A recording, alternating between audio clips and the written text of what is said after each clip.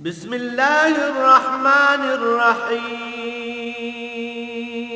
الرحمن علم القرآن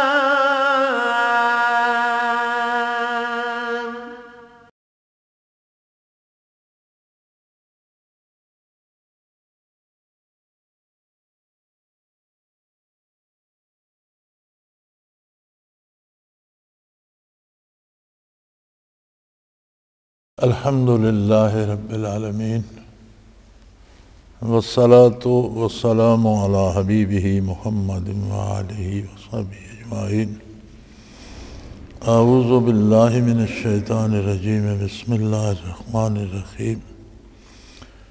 واعلموا أنما غنمتم من شيء فأن لله خمسه وللرسول ولذي القربى واليتامى والمساكين وابن السبيل إن كنتم آمنتم بالله وما أنزلنا على عبدنا يوم الفرقان يوم التقى الجمعان والله على كل شيء قدير. اللهم سبحانك لا علم لنا إلا ما علمتنا إنك أنت العليم الحكيم. مولاي صل وسلم دائما أبدا على حبيبك خير الخلق كلهم. وَاعْلَمُوا أَنَّمَا غَنِمْتُم مِّن شَيْءٍ فَأَنَّ لِلَّهِ خُمُسَهُ وَلِلرَّسُولِ وَلِذِي الْقُرْبَى وَالْيَتَامَى وَالْمَسَاكِينِ وَابْنِ السَّبِيلِ. فرمایا اچھی طرح جان لو کہ جو چیز بطور غنیمت تم کو حاصل ہو تو اس کا 5واں حصہ اللہ کا ہے، اور اللہ کے پیغمبر صلی اللہ علیہ وآلہ وسلم کا، اور قرابت داروں کے لیے، اور یتیموں کے لیے، اور مسکینوں کے لیے، اور مسافروں کے لیے ہے۔ ان کنتم آمنتم باللہ، اگر تم اللہ پر ایمان رکھتے ہو، وما انزلنا علی عبدنا یوم الفرقان، اور ہم نے اپنے بندے پر حق و باطل میں فرق کرنے کے دن نازل فرمایا کہ دونوں جماعتیں مقابل ہوئی تھیں۔ واللہ علی کل شیء قدیر، اور اللہ ہر چیز پر قادر ہے۔ حضور اکرم صلی اللہ علیہ وآلہ وسلم سے پہلے تمام امتوں میں جہاد تو فرض رہا، لیکن جب کفار کو شکست ہوتی، اور شکست خوردہ لشکر جو کچھ میدان میں مال، اسباب، اسلحہ، ذرائع، گھوڑے وغیرہ چھوڑ جاتا، وہ فاتح فوج کے حصے میں آ جاتا، تو مال غنیمت کا کھانا کسی مذہب میں بھی حلال نہیں تھا، بلکہ اسے ایک جگہ جمع کر دیتے تھے، اور آسمان سے آگ آتی اور اسے جلا دیتی۔ تو یہ اس مال کی قبولیت کی بھی دلیل تھی، اور جہاد کے قبولیت کی بھی دلیل ہوتی تھی۔ اور اگر کبھی کوئی مال اس طرح نہ جلتا یا آسمان سے آگ نہ آتی، تو پھر یہ سمجھا جاتا کہ یہ مال منحوس ہے، اور اس جہاد میں کوئی کمی رہ گئی، کہیں کوئی خلوص نہیں تھا، یا کوئی عمل حکم الہی کے مطابق نہیں ہوا، کوئی جائے گی، پھر بھی اسے کوئی ہاتھ نہیں لگاتا تھا۔ حضور اکرم صلی اللہ علیہ وسلم کی خصوصیات میں سے یہ بھی ایک خصوصیت ہے کہ آپ پر مال غنیمت، آپ پر اور آپ کے طفیل، آپ کی امت پر حلال کر دیا گیا۔ حضور نبی کریم صلی اللہ علیہ وسلم اور آپ کے خاندان پر زکوٰۃ کو منع کر دیا گیا، زکوٰۃ سے روک دیا گیا، چونکہ زکوٰۃ لوگوں کے مال کا میل کچیل ہوتا ہے، مال کی پاکیزگی اور صفائی کے لیے دی جاتی ہے۔ لیکن غنیمت کو حضور صلی اللہ علیہ وسلم پر حلال کر دیا گیا، اور جتنا بھی مال غنیمت حاصل ہو، اس کا 5واں حصہ 4 حصے مجاہدین پر تقسیم ہو جاتے تھے، 5واں حصہ اللہ کا اور بیت المال کا ہوتا تھا، جو رسول اللہ صلی اللہ علیہ وسلم کے تصرف میں ہوتا تھا، اللہ کا اور اللہ کے رسول کا ہے۔ اب اس کے خرچ کے کون سے مصارف کے کون سے مقام ہیں، تو فرمایا وَلِذِی الْقُرْبَىٰ، حضور اکرم صلی اللہ علیہ وسلم کے قرابت داروں کے لیے، یتیموں اور مسکینوں کے لیے اور مسافروں کے لیے۔ تو اللہ کریم نے مال غنیمت کا 5واں حصہ جو بیت المال میں جاتا ہے وہ حضور اکرم صلی اللہ علیہ وسلم کی تعویل میں دیا اور اس کے مصارف ارشاد فرما دیے، لیکن یہ ضروری نہیں کہ ان مصارف میں برابر تقسیم ہوگا، بلکہ حضور صلی اللہ علیہ وسلم کی ملکیت ہے، جس کو جتنا ضروری سمجھیں، جس کو جس قدر ضروری اور ضرورت مند سمجھیں، اس کو اس قدر عطا فرما دیں۔ تو اس کی تقسیم کے مصارف ارشاد فرما دیے گئے، لیکن اسے تقسیم کرنے کا اختیار رسول اللہ صلی اللہ علیہ وسلم کا تھا، اور جتنا حضور اپنے خرچ کے لیے چاہیں رکھ لیں، اپنے قرابت داروں کو عطا فرمائیں، یتیموں کو، مساکین کو اور مسافروں کو عطا فرمائیں اور ان کی مدد فرمائیں۔ اور اسے اس انداز سے ارشاد فرمایا ان کنتم آمنتم باللہ، اگر تم اللہ پر یقین رکھتے ہو، اللہ پر ایمان رکھتے ہو، تو پھر یہ تقسیم اللہ کی ہے، اللہ نے اسے اس طرح سے کر دیا ہے، لہذا کسی کو اس پر اعتراض نہیں ہونا چاہیے۔ اور جو کچھ ہم نے حق و باطل میں فرق کرنے کے دن اپنے بندے پر نازل فرمایا صلی اللہ علیہ وآلہ وسلم،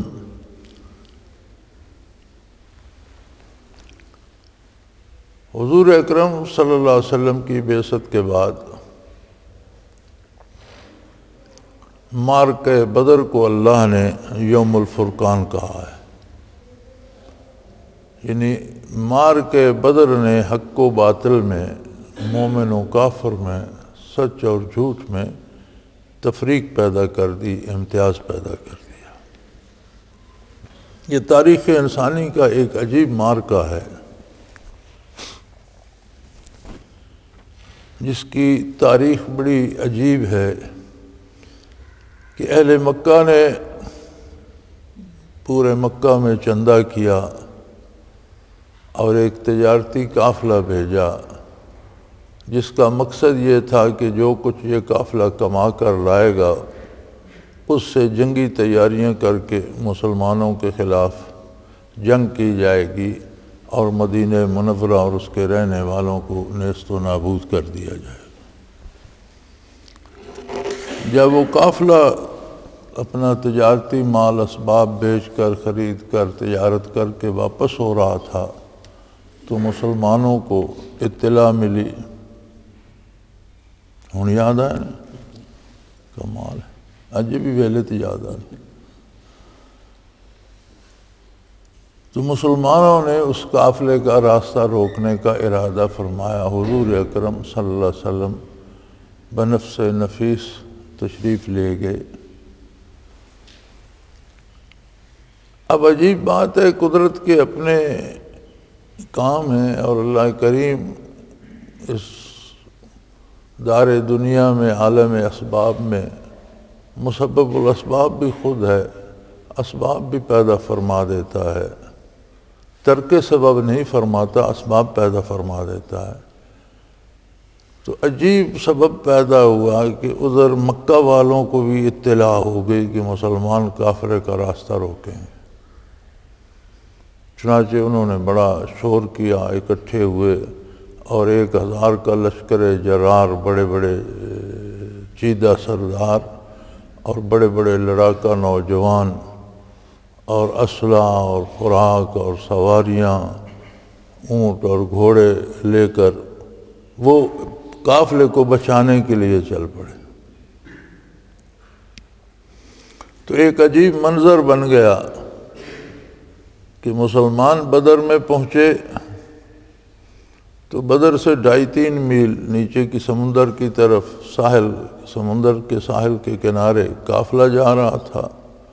بدر کے میدان کے دوسرے کنارے پر مشرکین مکہ پہنچ گئے۔ اب ظاہر ہے قافلہ تو ایک سائیڈ سے گزر رہا تھا، وہ تو بچ کے نکل گیا۔ جب قافلہ نکل گیا تو مسلمانوں کی تیاری تو کسی لشکر سے لڑنے کے لیے نہیں تھی، اسلحہ بھی بہت کم تھا، سواریاں بھی نام کو تھیں، راشن بھی نہیں تھا، لڑنے کی کوئی ضرورت نہیں تھی، اور مشرکین مکہ کا مقصد تھا قافلے کو بچانا۔ ان کا مقصد پورا ہو گیا، قافلہ بچ کر نکل گیا، لڑائی کی ضرورت انہیں بھی اب نہیں تھی، انہیں واپس چلا جانا چاہیے تھا۔ لیکن اللہ کو منظور یہ تھا کہ حق و باطل کا فیصلہ ہو جائے۔ سو فرمایا اگر تم اس پر ایمان رکھتے ہو جو ہم نے اپنے بندے پہ اس دن، جو یوم الفرقان تھا، جس نے حق و باطل میں فرق کر دیا، چنانچہ مسلمان اور کافر ٹکرا گئے۔ عددی قوت بھی مسلمانوں کی بہت کم تھی، افرادی قوت بھی کم تھی، راشن بھی نہیں تھا، اسلحہ بھی نہیں تھا۔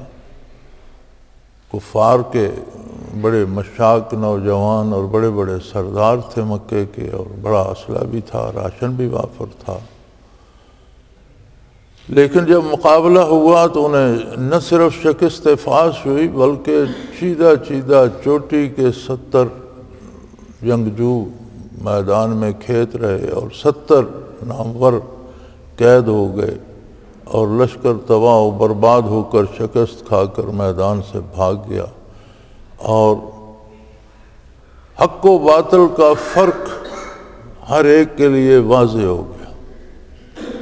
اللہ کریم نے اسے یوم فرقان ارشاد فرمایا ہے، اذ التقى الجمعان، جب دونوں جماعتیں مقابل ہوئی تھیں تو قدرت باری کا نظارہ ہر ایک نے کر لیا۔ واللہ علی کل شیء قدیر، کہ اللہ ہر چیز پہ قادر ہے۔ اس نے اسباب سے مالا مال اور بڑے متکبر اور مغرور اور بڑے جنگی ماہرین کے لشکر کو شکست فاش دی، اور نسبتاً افرادی قوت میں بھی کمزور، اسلحہ بھی کم، راشن بھی کم، لیکن چونکہ حق ساتھ تھا تو لشکر اسلام کو فتح ہوئی، اور وہ دن حق اور باطل کے درمیان فرق ظاہر کرنے کا دن تھا۔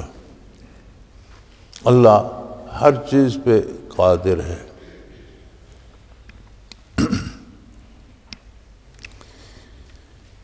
اہل مکہ نہ صرف مشرک تھے، نہ صرف بت پرست تھے، بلکہ ان کا نظام بھی ظالمانہ تھا۔ غریبوں کو زبردستی غلام بنا لیا جاتا، پکڑ کر بیچ دیا جاتا، فروخت کر دیا جاتا، پھر فروخت در فروخت ہوتے پتہ نہیں کہاں چلے جاتے۔ غلام کی زندگی کا کلی اختیار مالک کے پاس تھا، تاکہ وہ چاہے تو اسے قتل کر دے، وہ جتنا بوجھ اس پر ڈالے، جو کام وہ کر سکتا ہے نہیں کر سکتا، سارا دن اس سے کام کرائے، جھوٹا میٹھا کوئی بچا کچا کھانا دے دیا، پھٹا پرانا لباس دے دیا، بلکہ غلاموں کو پورا لباس نہیں دیا جاتا تھا، آدھا لباس دیا جاتا تھا تاکہ شناخت رہے کہ یہ غلام ہے۔ تو ایک ظالمانہ ماحول تھا، ایک ناانصافی کی دنیا تھی، جس کے خلاف رسول اللہ صلی اللہ علیہ وسلم نے، مسلمانوں نے، اسلام نے آواز بلند کی اور میدان جنگ میں مقابلہ کیا، اور حق کو فتح ہوئی، اور لوگوں کو اپنے حقوق ملنا شروع ہوئے۔ مجھے حیرت ہوتی ہے کہ ہم شکاگو کے مزدوروں کا دن مناتے ہیں، یوم بدر نہیں مناتے،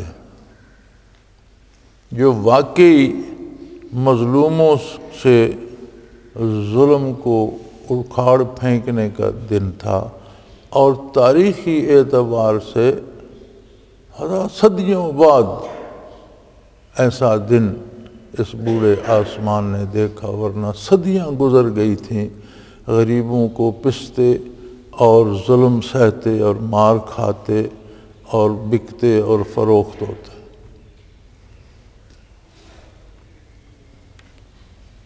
تو فرمایا اللہ ہر چیز پہ قادر ہے، جب وہ چاہتا ہے تو اسباب بھی پیدا کر دیتا ہے اور ان اسباب میں نتائج بھی پیدا کر دیتا ہے۔ اذا انتم بالعدوۃ الدنیا وهم بالعدوۃ القصویٰ والرکب اسفل منکم، جس وقت تم میدان کے قریبی سرے پر تھے اور دوسرے پرلے سرے پر مشرکین مکہ تھے، اور قافلہ تم سے، قافلے والے نیچے تھے یعنی سمندر کی طرف تھے، قافلہ تو بچ کر نکل گیا، جیسے میں نے عرض کیا کہ مسلمان بدر کے میدان بدر کے ایک سرے پر تھے، دوسرے سرے پر مشرکین مکہ تھے، اور قافلہ 2.5-3 میل نیچے کی طرف سمندر کے کنارے سے گزر رہا تھا۔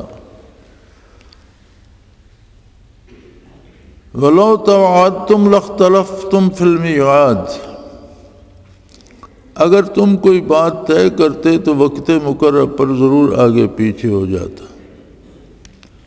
اگر یہ فیصلہ انسانی ہوتا، لوگوں کی آراء پہ ہوتا، تو شاید قافلہ پہلے نکل جاتا، مکے والے بعد میں پہنچتے، یا قافلے والے اور طرف سے نکل جاتے اور مسلمان کہیں اور پہنچتے، تو آگا پیچھا ہو سکتا تھا۔ یعنی مقررہ وقت اس طرح کہ مکے والے بھی وہیں پہنچیں، قافلہ بھی وہیں سے گزر رہا ہو اور مسلمان بھی وہیں پہنچ جائیں، یہ اللہ کریم کی اپنی منصوبہ بندی تھی۔ اگر لوگوں کی رائے پہ ہوتا تو اس میں اختلاف ہو جاتا۔ اسلام میں رائے دینا منع نہیں ہے، رائے ٹھونسنے کی اجازت نہیں ہے۔ اختلاف رائے ہوتا ہے کہ ہر کوئی اپنی اپنی رائے دیتا ہے، وہ ایک دوسرے سے مطابقت کرتی ہے یا نہیں، لیکن مشورہ ہر کوئی اپنی ثوابدید پہ دیتا ہے، مگر عمل اس پر ہوتا ہے جو فیصلہ امیر کرتا ہے۔ سب کی رائے سن کر فیصلہ دینے کا حق امیر کو ہوتا ہے۔ یہاں تک تو ہے اختلاف رائے، لیکن اگر کوئی اس بات پہ اصرار کرے اور اڑ جائے کہ میری ہی رائے پہ عمل کیا جائے، تو یہاں سے پھر اختلاف مخالفت شروع ہو جاتی ہے۔ اختلاف رائے نہیں رہتا، پھر یہ مخالفت بن جاتی ہے، اور یہ جماعتوں، حکومتوں، قوموں کے لیے تباہی کا سبب بنتی ہے، اور اس سے امور جو ہیں وہ سلامتی سے طے نہیں پاتے کہ ہر کوئی اپنی رائے دوسرے پر مسلط کرنے کی کوشش کرے۔ آج ہمارا ایک بڑا مسئلہ جو پورے ملک میں افراتفری کا سبب بنا ہوا ہے، اور جس میں دہشت گردی بھی شامل ہے، قتل و غارت گری بھی شامل ہے، اس کی بنیاد کیا ہے؟ کیوں لوگ ایک دوسرے کو قتل کر رہے ہیں؟ اگر آپ تلاش کریں گے تو اس کی بنیاد یہی ہے کہ وہ اپنی رائے دوسرے پر مسلط کرنا چاہتے ہیں۔ وہ چاہتے ہیں کہ جیسا میں کہتا ہوں سارے وہی بات مان لیں۔ تو جب یہ اختلاف مخالفت کی حد کو پہنچتا ہے تو پھر آپس میں لڑائی اور بربادی شروع ہو جاتی ہے۔ تو اختلاف رائے کا حق تو ہر ایک کو ہے، لیکن امور طے وہ ہستی کرے گی جس کو مسلمانوں نے اپنا امیر منتخب کیا، اور سب کو اس کی اطاعت کرنا ہوگی۔ یعنی رائے دینے کا تو حق ہے، رائے مسلط کرنے کا، ٹھونسنے کا حق نہیں ہے۔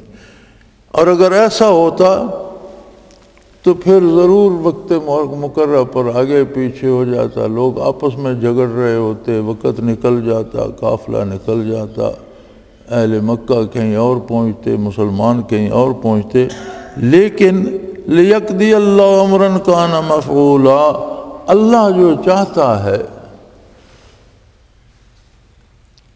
وہ پورا کر سکتا ہے، تاکہ اللہ اپنے کام کو جو وہ کرنا چاہتا ہے اسے پورا فرمائے۔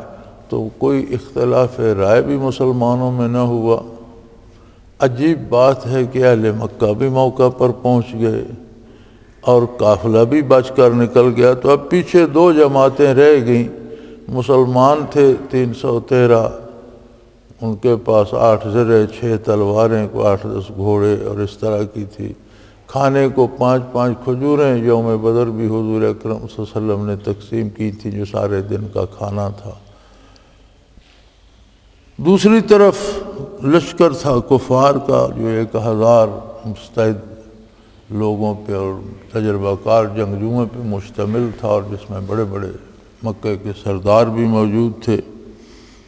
تو فرمایا اللہ جب چاہتے ہیں جو کام اللہ کو منظور ہو وہ ہو جاتا ہے، اس کے اسباب بھی اللہ پیدا فرما دیتے ہیں۔ اہل مکہ کو بھی تحریک ہوئی، ایسے وقت پہ نکلے، اور اس طرح انہوں نے سفر طے کیا کہ مقررہ وقت پر بدر میں پہنچ گئے۔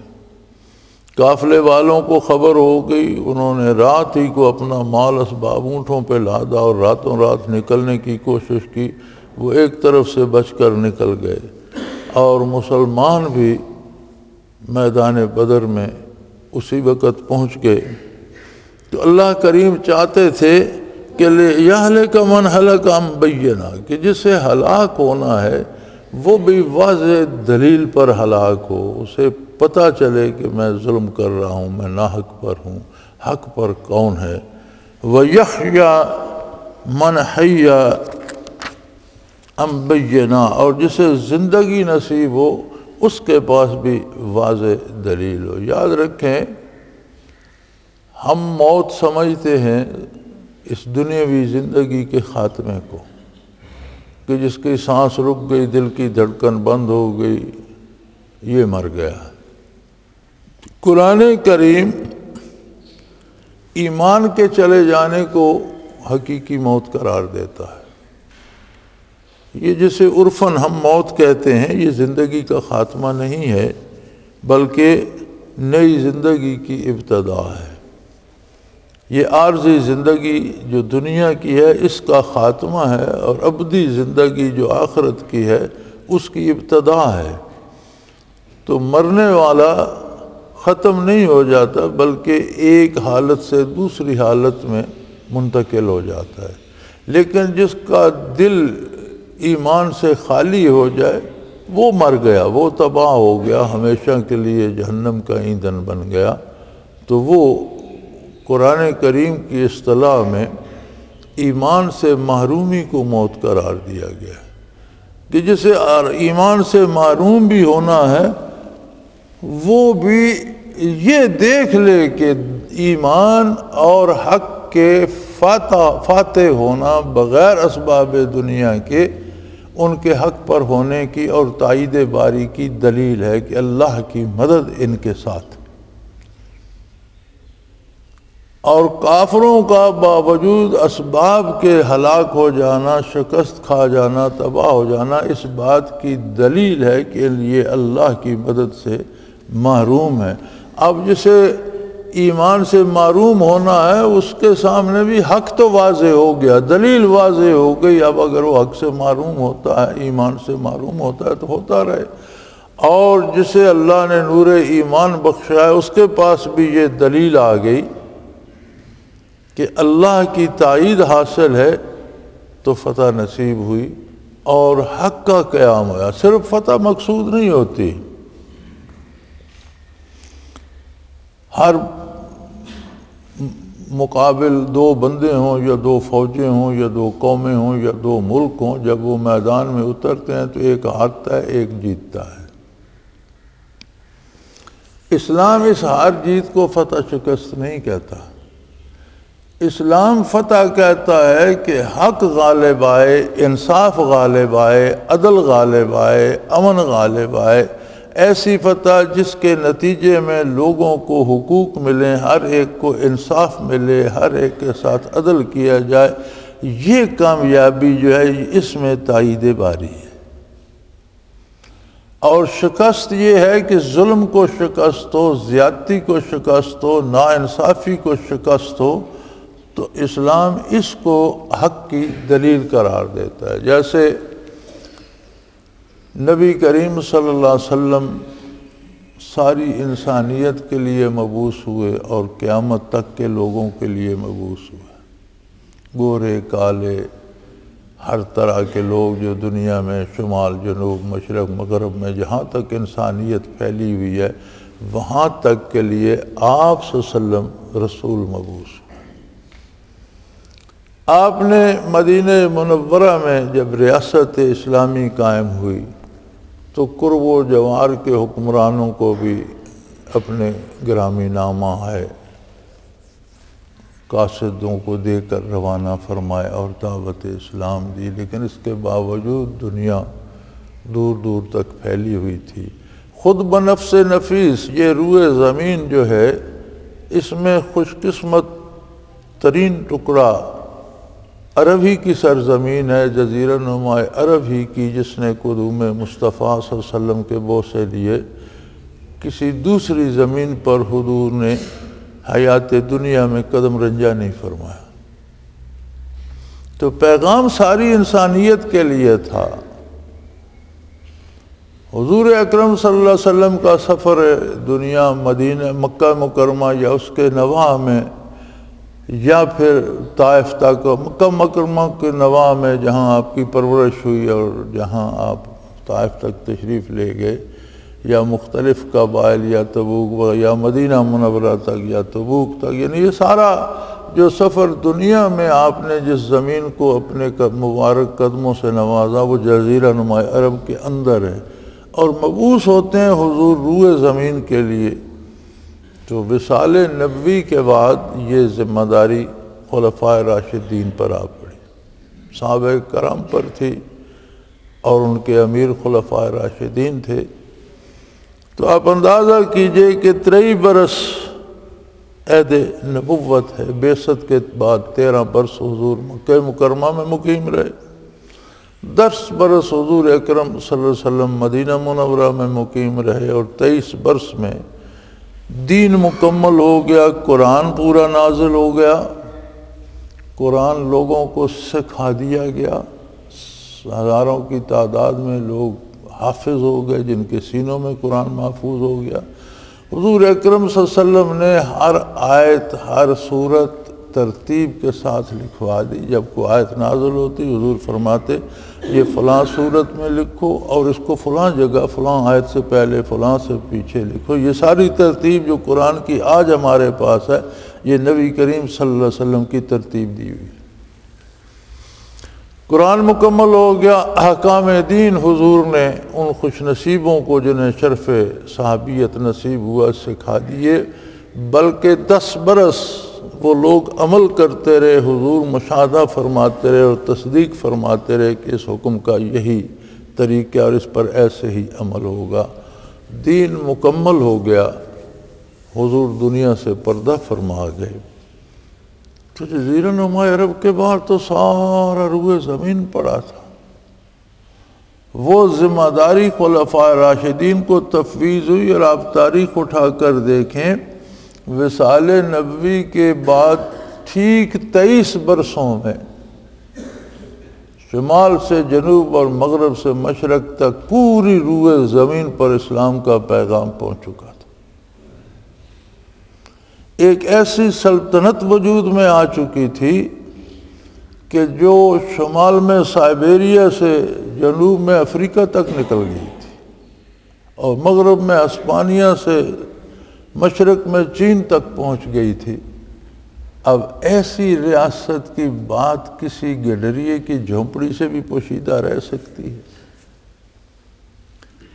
اور اتنی وسیع سلطنت کو خلفائے راشدین کے عہد میں جو فتح ہوئی، مورخ لکھتے ہیں کہ کسی بوڑھے کی آہ، کسی عورت کی چیخ اور کسی بچے کے آنسو دکھائی نہیں دیتے کہ فاتح لشکر نے کہیں زیادتی کی ہو، بلکہ غلاموں کو آزادی ملی، محکوموں کو آزادی ملی، مظلوموں کو انصاف ملا، اور جہاں تک لشکر اسلام گیا وہاں تک آبادی، عدل اور انصاف پھیلاتا چلا گیا. تو یہ دلیل ہے کہ تائید باری خلفائے راشدین کے ساتھ تھی،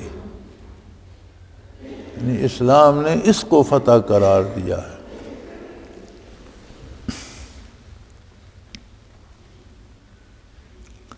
تو فرمایا حق اس طرح واضح ہو جائے کہ جس نے پھر بھی کفر پہ مرنا ہے اسے یہ شکوہ نہ ہو، قیامت کو یہ نہ کہے کہ مجھے کسی نے کوئی دلیل ہی نہیں دی، مجھے کسی نے قائل کرنے کی کوشش نہیں کی، اور جسے حق قبول کرنا ہے اس کے پاس بھی واضح دلیل ہو جائے کہ تائید باری کس کے ساتھ ہے، وہ اس کا دامن تھام سکے۔ وَإِنَّ اللَّهَ لَسَمِيعٌ عَلِيمٌ، اور یقیناً اللہ سننے والے بھی ہیں اور جاننے والے بھی ہیں۔ سننا اس بات کا ہوتا ہے جو منہ سے نکلتی ہے، جہاں کسی کے لب ہلتے ہیں، جہاں کسی کے لبوں سے کوئی آواز سرگوشی میں بھی نکلتی، اللہ کریم سن رہے ہیں۔ اور جو باتیں لوگ چھپا لیتے ہیں، زبان تک نہیں لاتے، دلوں میں دبا لیتے ہیں، اللہ اسے بھی جانتے ہیں۔ جاننا ہوتا ہے بھیدوں کا جاننا، سننا ہوتا ہے جو بات زبان پر آئے اس کا سننا۔ تو فرمایا وَإِنَّ اللَّهَ لَسَمِيعٌ عَلِيمٌ، یقیناً اللہ جو لوگ ظاہر کرتے ہیں اسے سن رہے ہوتے ہیں، اور جو لوگ دلوں میں چھپا لیتے ہیں اسے بھی جانتے ہیں۔ پھر وہ اسباب کیسے پیدا فرماتے ہیں؟ فرمایا اِذْ يُرِيكَهُمُ اللَّهُ فِي مَنَامِكَ قَلِيلًا، اے میرے حبیب جب آپ کو اللہ کریم نے خواب میں کفار کی تعداد بہت تھوڑی اور قلیل دکھلائی، نبی کریم صلی اللہ علیہ وسلم نے خواب مبارک میں دیکھا کفار کی تعداد بہت کم ہے، اور جس کی تعبیر آپ نے فرمائی کہ انہیں انشاءاللہ شکست ہو۔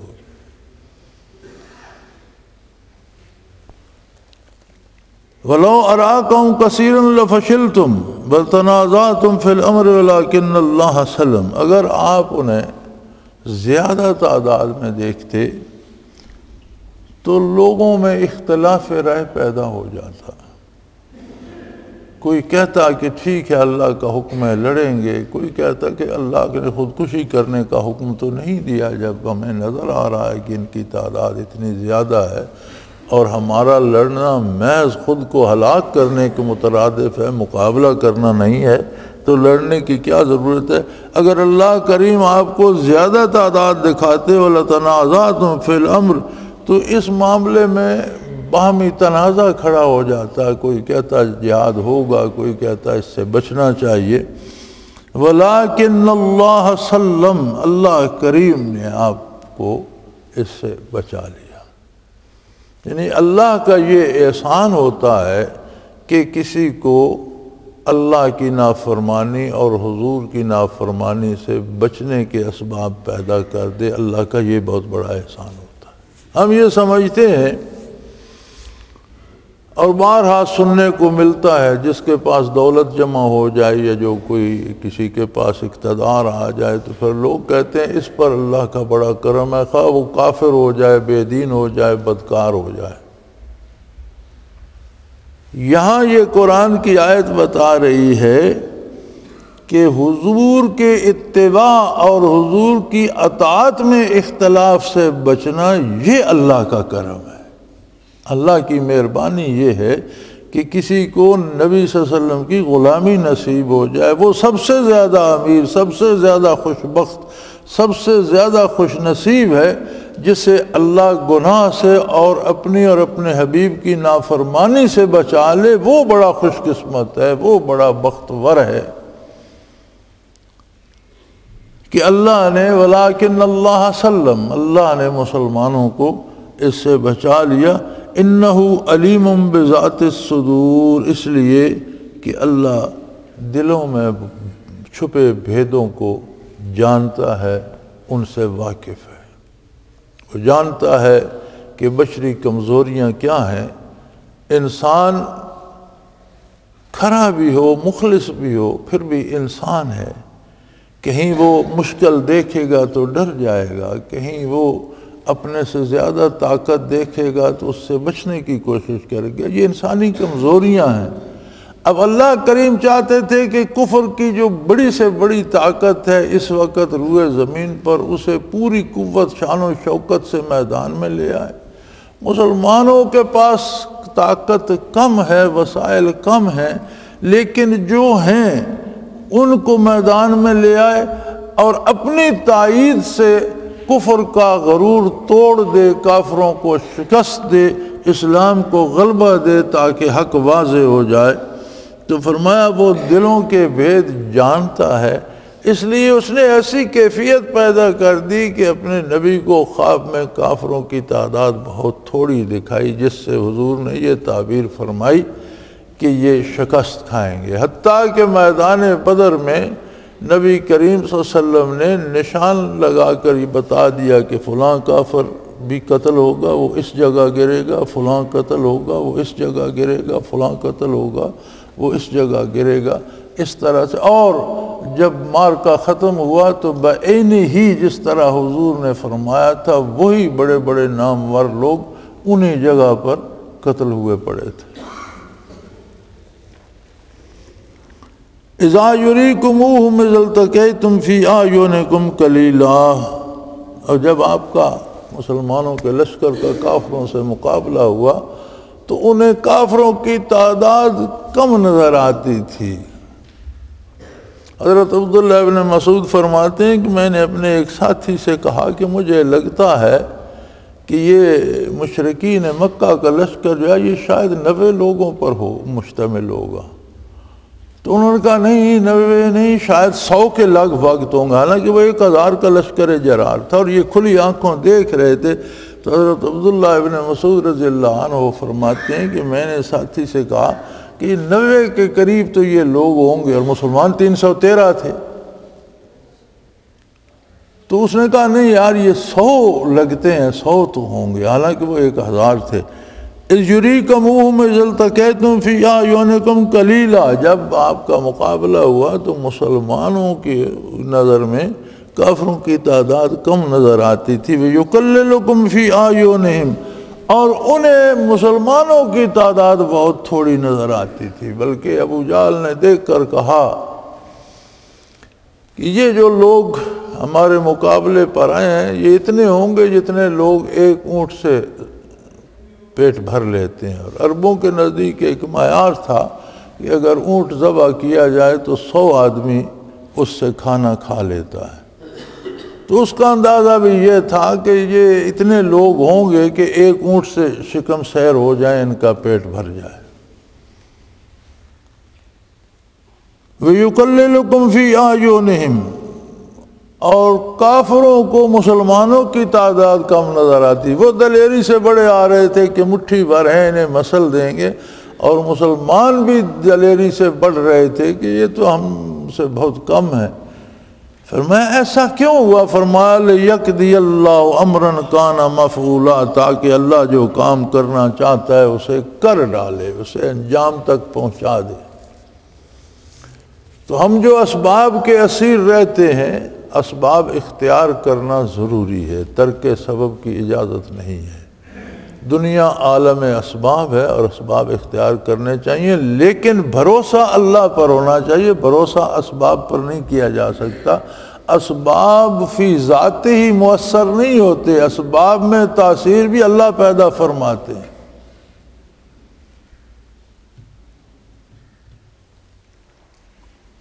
اگر اللہ چاہے تو چیزوں کی تاثیر بدل جاتی ہے۔ مولانا رومی نے کہا نا روغن بادام خشکی میں دہد، روغن بادام سراسر تر ہوتا ہے، لیکن اللہ کسی کو شفا نہ دینا چاہے تو وہ بھی خشکی پیدا کرنے کا سبب بن جاتا ہے۔ چیزوں کی اسباب کی تاثیر بدل جاتی ہے، ہوتا وہ ہے جو اللہ چاہتا ہے۔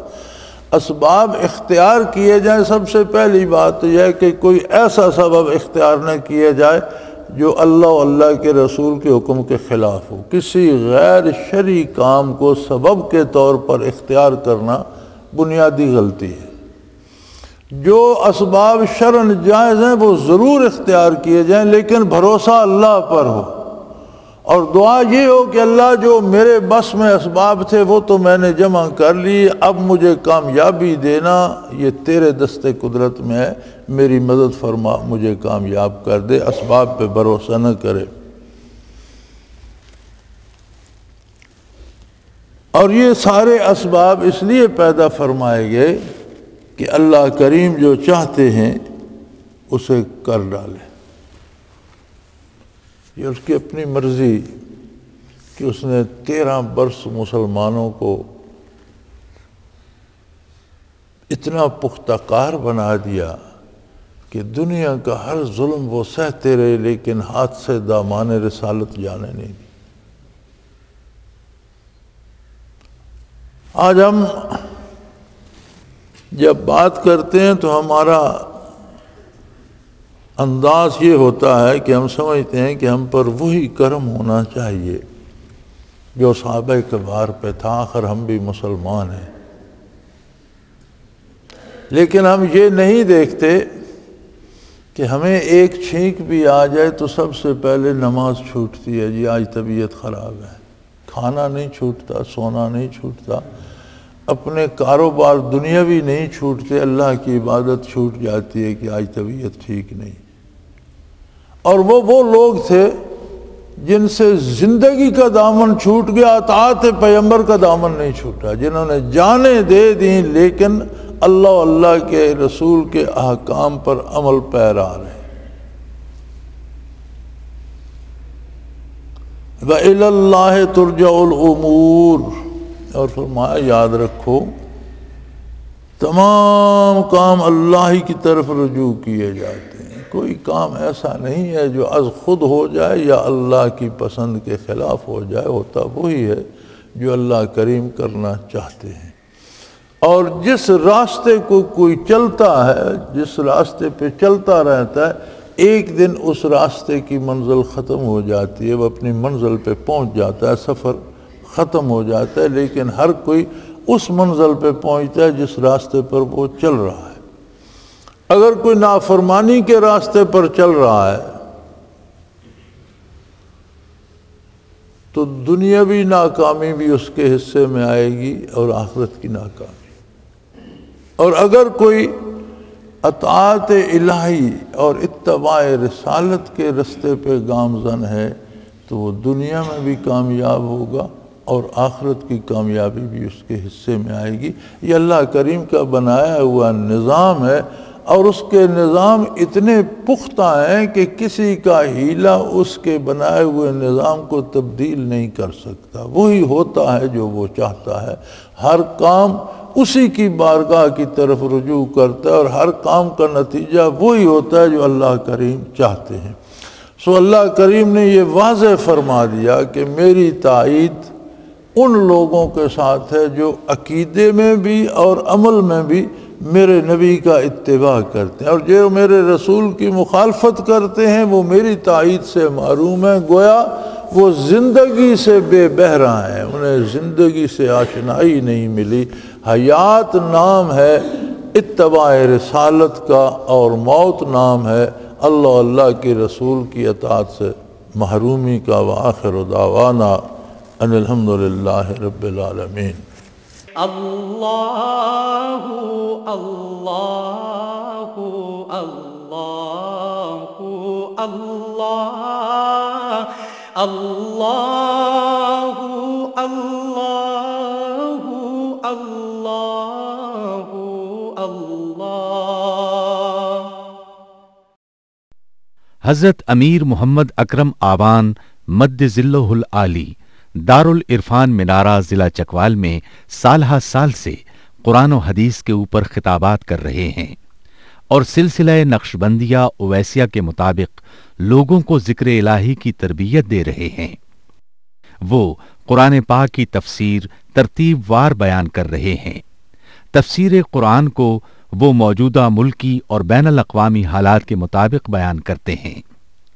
موٹر وے سے کلر کہار کے انٹرچینج سے نکلتے ہوئے، کلر کہار کی جھیل سے ہوتے ہوئے، میانی، بوچھال اور نور پور سے گزرتے ہوئے دارالعرفان منارہ پہنچ سکتے ہیں۔ حضرت امیر محمد اکرم آوان نے بچیوں اور بچوں کی دینی اور دنیاوی تعلیم کے لیے سقارہ اکیڈمی کے نام سے ایک درسگاہ بھی قائم کی ہے، جس کا افتتاح ملک پاکستان کے صدر جنرل محمد ضیاء الحق نے اپنے دست مبارک سے کیا تھا۔ وہ تمام احباب جو اسلام کی طلب رکھتے ہیں ان سے گزارش ہے کہ دارالعرفان منارہ ضلع چکوال میں امیر محمد اکرم آوان صاحب کے خطابات سے مستفید ہوں۔ وہ ہر جمعے کو نماز سے پہلے بیان فرماتے ہیں۔ ہر ماہ کی پہلی اتوار کو ماہانہ اجتماع ہوتا ہے جس میں آپ خصوصی خطاب فرماتے ہیں اور پاکستان کے چاروں صوبوں سے احباب اس اجتماع میں شرکت کرتے ہیں۔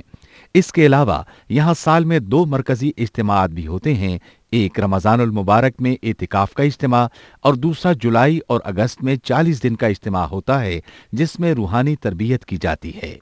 اپنا خون سیماب دے کر اتنا ہم کر جائیں گے، نام آقا کا چمن میں پھر رقم کر جائیں گے۔